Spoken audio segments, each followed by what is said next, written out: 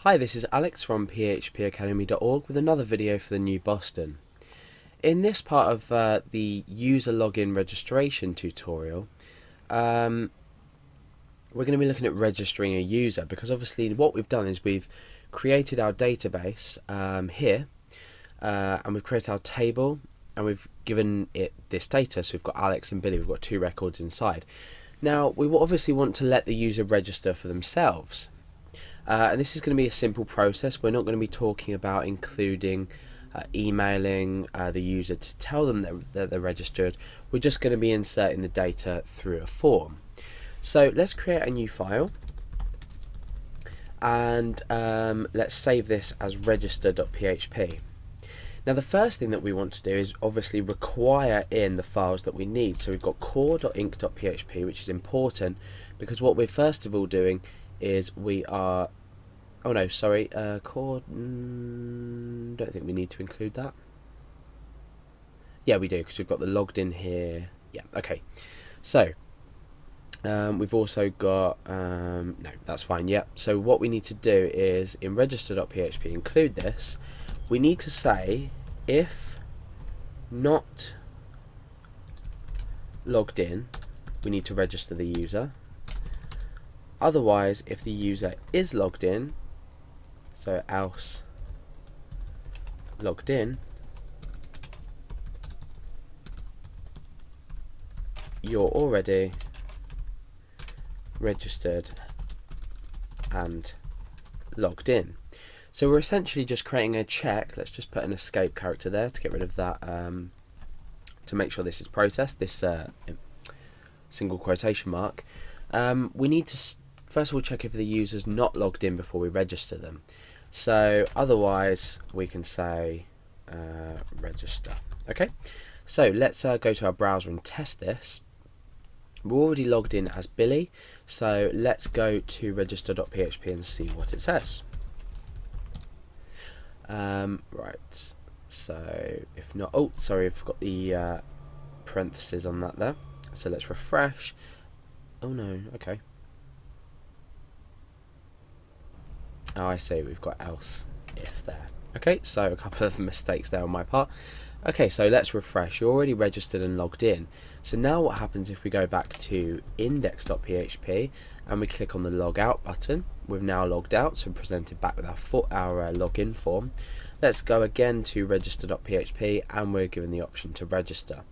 So let's escape out of PHP first of all to create our form. We don't want to be echoing our whole registration form because that could get too much data that we need to echo out, and it's going to start to look messy and it's going to slow our page down, particularly if we've got a lot of HTML to output. So I'm just going to end PHP there and start up a tag again there. So our if statement block here to here is still going to work even though we're escaping out and then back into PHP. So let's just demonstrate that by writing register form just as an example. Let's refresh and you can see that even though we've escaped out of PHP, we can still process HTML here. So it's almost as if you were writing echo. So let's begin to build our form up. So we are creating the outline of our form, then we'll fill in all the properties. So the action, we're going to be going back to register.php, so register.php, and the method is going to be post, because remember we're going to be sending quite a lot of data. We don't want it to come up in the URL bar as get posted information.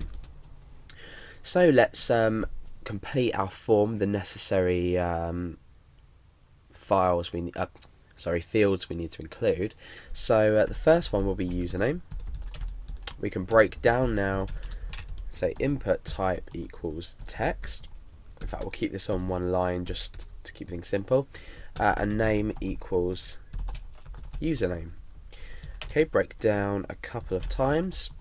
Obviously you can use better HTML, make it look a lot better, maybe use some CSS to format the style of everything, but for now I'm just keeping it very simple so we can focus on the PHP side of things.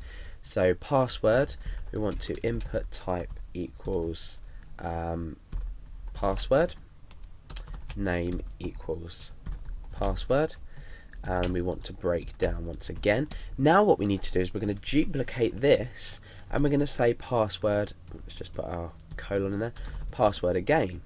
Okay, so we want to ask the user to enter a password again. So I'm going to name this field password underscore again. Now what we want to do is we want to ask for their first name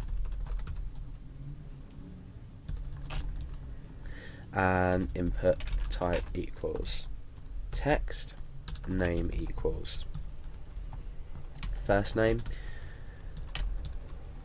We want to break down a couple more, and we want to ask for their surname, colon there. So you can build the form how you like. You don't need to do it like me and make it look, you know, messy or anything like that. Obviously the last element we need of this form is the input, or the submit button rather, so submit. And we're going to say name, or no, not name, value equals register. Okay, so we've got a registration button there. So let's go and preview our page. Let's refresh the page. Okay, so we've got this basic form separated down. Doesn't look very nice, but we're going to make it do its job. So we are going to require all fields. We've got username, we've got password, password again, first name and surname. Now these are a few things that we need to do in this process. We need to check if the username already exists in the database. That's important because we don't want to register a user with the same username.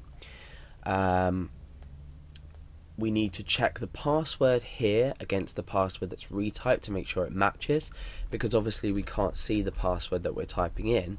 So if the user was to accidentally type, say, an extra character on the end, they might not be able to immediately see that, so they might not remember their password or know what their password is. And we've got first name and surname. We click register, this data is transferred and it goes into the database. Okay, so that's what we need to do.